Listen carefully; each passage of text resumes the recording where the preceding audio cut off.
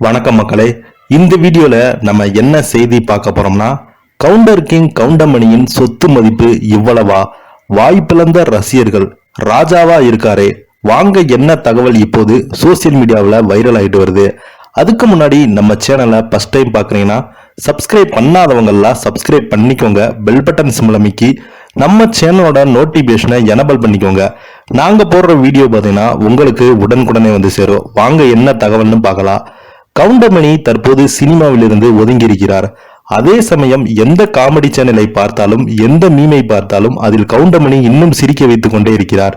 இதன் காரணமாகவே கவுண்டமணிக்கு எப்போதுமே அழிவில்லை என்று அவரது ரசிகர்கள் கூறுவாங்க. இந்த சூழல்ல அவர் இன்று தனது 85வது பிறந்த நாளை கொண்டாடி வருகிறார். அவருக்கு பலரும் தங்கள் வாழ்த்துக்களை தெரிவித்து வராங்க. உடுமலைப்பேட்டை சொந்த ஊராக கொண்ட கவுண்டமணியின் இயற்பெயர் சுப்பிரமணியன். நடிப்பு மீது ஆர்வம் கொண்ட அவர் ஒரு நாடக கம்பெனியில் இணைந்தார். அங்கிருந்தபடி சினிமாவுக்கு அவர் முயற்சி செய்த பாரதி ராஜாவின் 16 வயது நிலை படம் மூலம் அவர் நகைச்சுவை நடிகராக நடிப்பதற்கு வாய்ப்பு கிடைத்தது. டைமிங்ல கவுண்டர் அடிப்பதில் சுப்பிரமணி கவுண்டமணி ஆனார். முதல் படத்திலேயே அவரது நடிப்பு டைமிங் ரசிகர்களை அவரை கவர ஆரம்பித்தது. எவர்கிரீன் காமெடி காம்போ கவுண்டமணியும் செந்திலும் ஆவார். பல 100 படங்களுக்கு மேல இருவருமே இணைந்து காமெடியில கலக்கி வந்தாங்க. குறிப்பாக வைதேகி காத்திருந்தால், கரகாட்டக்காரன் என அவர்கள் அதகலம் செய்து திரைப்படங்கள் எண்ணிக்கை மிகவும் பெரிதாக இருந்தது. ஒரு காலகட்டத்தில் கவுண்டமணி இல்லாமல் செந்தில் இல்லாமல் கவுண்டமணி இல்லை என்ற நிலையை திரைத்துறையில் நீடித்து வந்தது. அந்த அளவுக்கு இருவருமே நெருங்கி பழகினாங்க.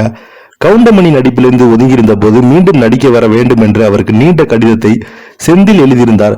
கவுண்டமணி நகைச்சுவை எந்த அளவுக்கு கொண்டாடப்படுவதோ அதே போல விமர்சனத்தையும் சந்தித்து வந்தவர். அவர் எல்லோருமே உருவ கேலி செய்கிறார், எட்டி உதைக்கிறார் என்ற பெயரில் வன்முறையை நிகழ்த்துகிறார் என்று சிலர் அவர் மீது விமர்சனத்தை வைப்பதுண்டு. ஆனால் அப்படி செய்யாது தவறென்றால் அவரது காமெடியை மக்கள் ரசித்திருக்க மாட்டாங்க. மக்கள் மனதில் என்ன இருக்கிறதோ அதைத்தான் அவர் திரைத்துறையில் கொண்டு வந்தார் என்று ரசிகர்கள் அவரது விமர்சனம் உண்டு. கவுண்டமணி திரைத்துறையில் மட்டுமல்லாமல் நேரிலும் யார் என்னவென்று பார்க்காமல் தனது கவுண்டர்கள் மூலம் அதகலம் செய்து விடுவார்.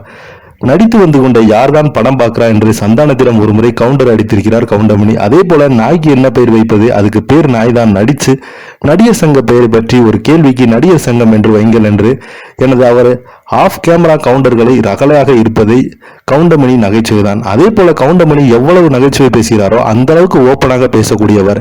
இந்த நிலையில கவுண்டமணி இன்று 85வது பிறந்த நாளை கொண்டாடி வருகிறார்.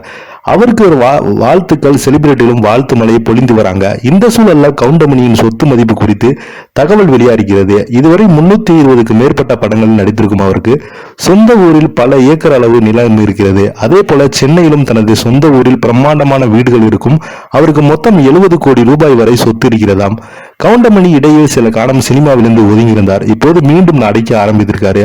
அதன்படி யார் அந்த ஒத்தநோட்டு முத்தையா என்ற படத்தில் நடித்து வருகிறார். இதில் யோகி பாபு நடித்து வருகிறார். கண்டிப்பாக இந்த படத்தில் கவுண்டமணியின் கவுண்டர்களும் பலரையும் சிரிக்க வைக்கும் என்பதில் எந்த சந்தேகம் இல்லை. பிறந்தநாள் வாழ்த்துக்கள் கவுண்டமணி என்று சந்தானம் அவர்கள் தனது முகநூல் வாயிலாக தெரிவித்திருக்காரு. இதை பத்தி நீங்க என்ன, நெக்கில உள்ள கமெண்ட் பாக்ஸ்ல மறக்காம பதிவிடுங்க. நன்றி, வணக்கம்.